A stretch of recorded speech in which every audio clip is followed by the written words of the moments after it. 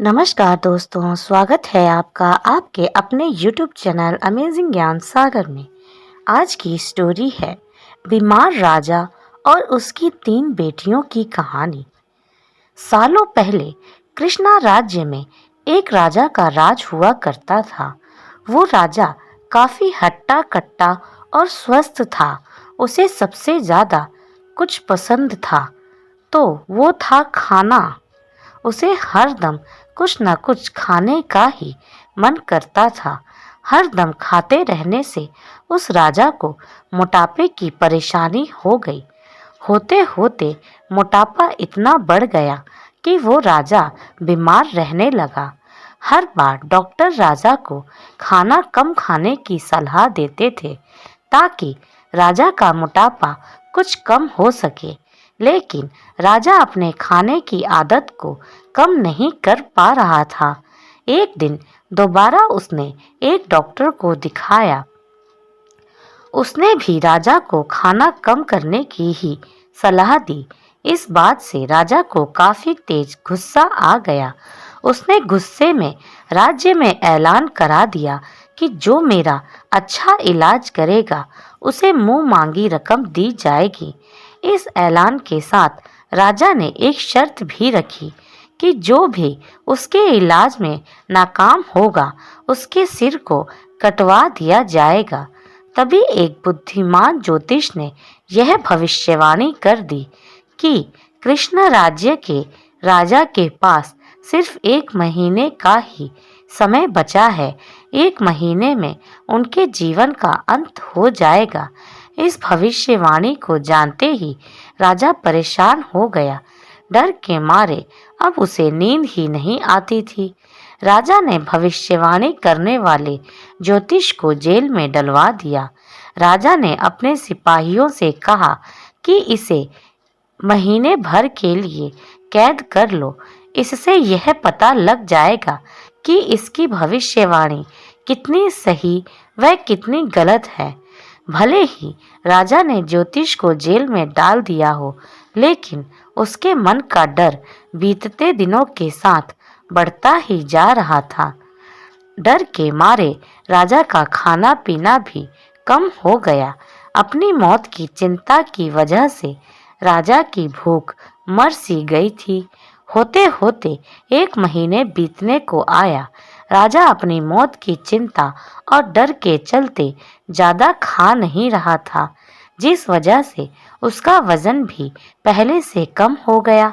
जैसे ही 1 महीना खत्म हुआ, राजा ने उस ज्योतिष को जेल से बाहर निकालने का आदेश दिया।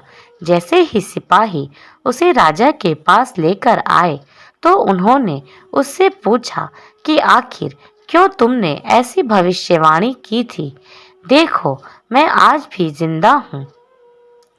तुम्हारी भविष्यवाणी झूठी साबित हो गई है। अब मैं तुम्हारा सिर कटवा दूंगा ताकि तुम आगे से ऐसी गलत भविष्यवाणी करके लोगों को परेशान ना कर सको। मुस्कुराते हुए ज्योतिष ने राजा से कहा कि मुझे कुछ भी कहने से पहले आप एक नज़र शीशे पर डाल लीजिए। देखिए कि सिर्फ और सिर्फ मेरी भविष्यवाणी की वजह से आज आपका शरीर कैसा हो गया है, और जिस दिन मैंने भविष्यवाणी की थी उस दिन आप कैसे थे। आज आप खुद को आईने में देखकर पहले से स्वस्थ कह सकते हैं। आपका वजन बढ़ने के बजाय घटा ही है। ज्योतिष की बात सुनते ही राजा ने शीशे की तरफ देखा। खुद को देखकर राजा हैरान हो गए। उन्हें काफी खुशी हुई। उन्होंने कहा कि 1 महीने से अपनी मौत की भविष्यवाणी सुनकर मैं इतना परेशान हो गया था कि खुद को एक नज़र देख तक नहीं पाया। सच में पहले के मुकाबले मेरे वजन में काफी अंतर आया है। राजा को जवाब देते हुए तुरंत ज्योतिष ने कहा, आपका असली डॉक्टर मैं हूँ। मैंने आपका वजन कम कर दिया है और उपचार भी एकदम वैसा हुआ जैसा आपने चाहा। मैंने सिर्फ आपको एक डर दिखाया। मैं कोई ज्योतिष नहीं हूँ, सिर्फ ज्योतिष बनकर आपकी परेशानी का हल कर रहा था। मैंने एक डर दिखाया और आपने खाना कम कर दिया। नतीजन आज आप पहले के मुकाबले स्वस्थ लग रहे हैं। राजा को उसकी बात एकदम सही लगी। उन्होंने अपने वादे के अनुसार उसे मुंह मांगा इनाम दिया। इनाम देने के बाद राजा ने थोड़ा सोचा कि जब मौत के डर के कारण खाना कम करने से स्वास्थ्य पर इतना सुधार हुआ है तो अधिक खाना नहीं चाहिए। यह सोचते ही राजा ने निश्चय कर लिया कि आगे से कभी जरूरत और भूख से ज्यादा खाने का सेवन वो नहीं करेगा। देखते ही देखते राजा की सेहत एकदम ठीक हो गई। उनका वजन नियंत्रित रहने लगा और जिन बीमारियों से वो परेशान थे वो कम हो गई। कहानी से पहली सीख यह मिलती है कि सबसे बड़ा डर मौत का होता है। मौत को पास देखकर इंसान सब कुछ भूल जाता है। दूसरी सीख यह है कि भूख से ज्यादा खाने से इंसान बीमार हो जाता है। यही अन्न इंसान को जिलाता है और यही अन्न इंसान को मौत के पास ले जाता है। इसीलिए सीमित मात्रा में ही भोजन करना चाहिए। जब इस राजा के तबीयत में सुधार आया तो इसकी 3 बेटियां इसके पास इससे मिलने आई और मिलते समय उन्होंने राजा से कुछ बातें करी। राजा सोचता था कि वह बहुत ही नेक सोच, दयालु स्वभाव और दरिया दिली है। उसे लगता है कि वह स्थितियों को सही से समझने, हर बात पर न्याय करने और हर विषय में उचित विचार रखने वाला व्यक्ति है। राजा की 3 बेटियां थी। एक दिन उसने अपनी बेटियों को बुलाकर कहा, मेरे पास जो भी है वो सब तुम्हारा है। तुम तीनों को मुझसे ही जीवन मिला है। मेरी इच्छा अनुसार ही तुम तीनों का भूत, वर्तमान और भविष्य बना हुआ है, जो आगे भी ऐसे ही बना रहेगा। मैं ही तुम तीनों का भाग्य बनाता हूँ। राजा की यह बात सुनकर उसकी 2 बेटियों ने शांत मन से राजा की बात में हामी भर दी, लेकिन तीसरी बेटी ने ऐसा नहीं किया। उसने कहा, नहीं, मुझे तो नहीं लगता है कि आपके हाथों में मेरा भाग्य है। राजा यह सुनते ही गुस्से में आ गया। उसने अपनी तीसरी बेटी की कही बातों को एक चुनौती के रूप में स्वीकार किया। उसने खुद को अपनी तीसरी बेटी के सामने सही साबित करने की ठान ली और उसे जेल में बंदी बना दिया। इस वजह से राजा की तीसरी बेटी कई सालों तक जेल में ही बंद रही। राजा और उसकी बाकी की बेटियां राजश्री जीवन जीते रही। राजा मन ही मन सोचता है कि यह मेरा ही हुक्म है जो मेरी जिद्दी बेटी जेल में कैद है। लोगों को भी यही लग रहा होगा कि राजा का ही हुक्म है जो उसकी बेटी को ऐसा भाग्य मिला है। उसकी प्रजा के लोग यही सोचते थे। उन्हें लगता था कि राजा की तीसरी बेटी ने जरूर कोई गलत कार्य किया होगा, तभी उसे जेल में कैद करके रखा गया है, वरना कोई भी पिता अपनी बेटी के साथ भला ऐसा क्यों ही करेगा।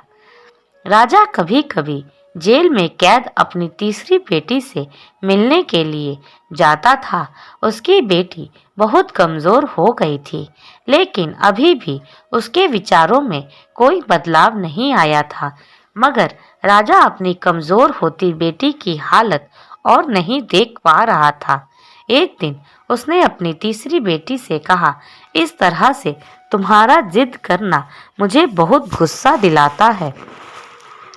अगर तुम इसी तरह मेरी आंखों के सामने रही तो गुस्से में मैं ना जाने क्या कर बैठूंगा।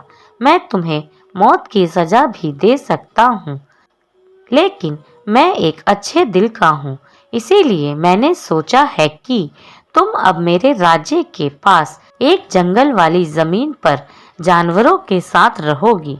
राजा ने आगे कहा, उस जंगल में सिर्फ उन्हीं लोगों को रखा जाता है जो मेरे आदेश का पालन नहीं करते। तुमने भी अपनी जिद की वजह से मेरी बात नहीं मानी, इसीलिए तुम भी अब वहां मौजूद लोगों के साथ अपना पूरा जीवन काटोगी। इसके बाद तीसरी बेटी को उस जंगल की जमीन पर रहने के लिए भेज दिया गया। वहां वह फल और सब्जियां खाने और एक गुफा में रहने लगी। उसके पास पीने के लिए झरने का पानी और ठंड से बचने के लिए सिर्फ सूरज की धूप का ही सहारा था। वहां की खुली हवा में रहते हुए और फल फूल खाते खाते वो जल्द ही पूरी तरह से स्वस्थ हो गई। उसने वहां पर खेती करना भी शुरू कर दिया। गुफा को उसने घर की तरह सजा लिया था और खुशी खुशी वहीं रहती थी। एक दिन वहां पर एक भटकता हुआ राहगीर आ पहुंचा। उसे देखते ही देखते राजा की तीसरी बेटी से प्रेम हो गया और दोनों खुशी खुशी वहीं रहने लगे। उस जंगल में उन दोनों के अलावा और भी कई लोग रहते थे, जिनकी मदद से उन्होंने उस जंगल को एक शहर के रूप में बदल दिया। कुछ ही सालों में राजा की तीसरी बेटी और वो राहगीर उस शहर के राजा रानी बन गए। अब उनके शहर की चर्चा दूर दूर तक होने लगी। जैसे ही इसकी जानकारी राजा को मिली, वह उस जंगल में सब कुछ देखने के लिए पहुंच गया। जब उसने वहां की राजगद्दी पर अपनी बेटी को बैठे देखा और साथ में एक खूबसूरत युवक को, तो उसके होश उड़ गए। राजा की बेटी ने अपने महल में अपने पिता का पूरे सम्मान के साथ स्वागत किया। उसने अपने पिता से उसके बुरे बर्ताव व फैसले के लिए कुछ भी नहीं कहा। जैसे ही राजा वहां बैठा तो उसे एक आवाज सुनाई देने लगी, जो कह रही थी कि हर इंसान स्वयं ही अपना भाग्य बनाता है। कोई अन्य इंसान किसी और का भाग्य नहीं बना सकता। इसके बाद राजा को स्वयं ही अपनी गलती पर पछतावा होने लगा और उसने अपनी सभी बेटियों को अपने भाग्य से आजाद कर दिया। उसने अपनी तीनों बेटियों से कहा, भले ही तुम तीनों का भाग्य मेरे हाथों में है, लेकिन हर व्यक्ति खुद ही परिस्थितियों के अनुसार अपना भाग्य अच्छा व बुरा बना सकता है। राजा और उसकी तीन बेटियों की कहानी से हमें यह सीख मिलती है कि कोई भी व्यक्ति किसी का भाग्य बना या बिगाड़ नहीं सकता। हमारा भाग्य स्वयं हमारे हाथों में ही होता है, जिसे हम अपनी सूझबूझ से बुरी परिस्थितियों में भी अच्छा बना सकते हैं। धन्यवाद दोस्तों।